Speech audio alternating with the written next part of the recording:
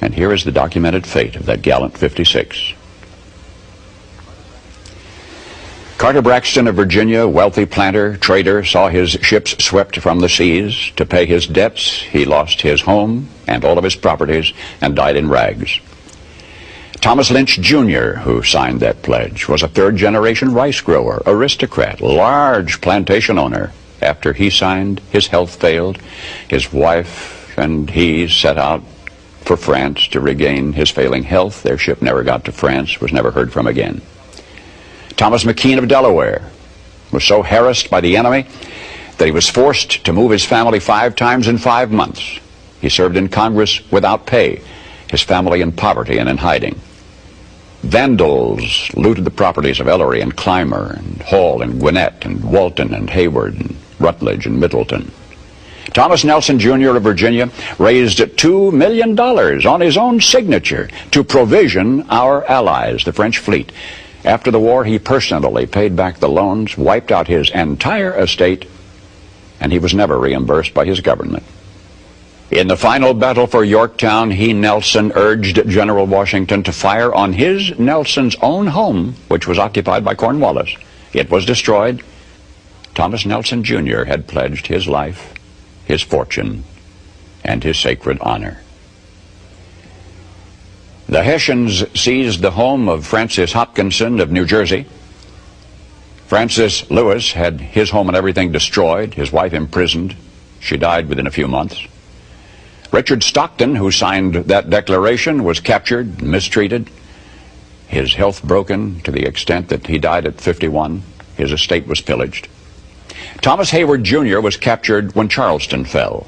John Hart was driven from his wife's bedside while she was dying. Their 13 children fled in all directions for their lives. His fields and grist mill were laid waste.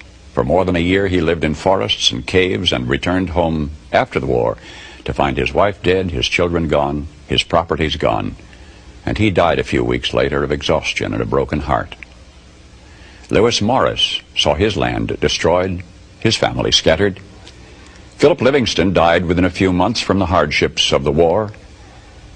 John Hancock, history remembers best due to a quirk of fate rather than anything he stood for. That great sweeping signature attesting to his vanity towers over the others. One of the wealthiest men in New England. And yet he stood outside Boston one terrible night of the war. And he said, "Burn Boston, though it makes John Hancock a beggar, if the public good requires it." So he, too, lived up to the pledge. Of the 56, few were long to survive. 5 were captured by the British and tortured before they died. 12 had their homes from Rhode Island to Charleston sacked, looted, occupied by the enemy, or burned. 2 lost their sons in the army. 1 had 2 sons captured. 9 of the 56 died in the war from its hardships or from its more merciful bullets. I don't know what impression you had of the men who met that summer in Philadelphia. But I think it's important that we remember this about them. They were not poor men. They were not wild-eyed pirates. These were men of means. They were rich men, most of them, and had enjoyed much ease and luxury in their personal living. Not hungry men, certainly not terrorists, not irresponsible malcontents, not fanatical incendiaries. These men were prosperous men, wealthy landowners. They were substantially secure in their prosperity. They had everything to lose.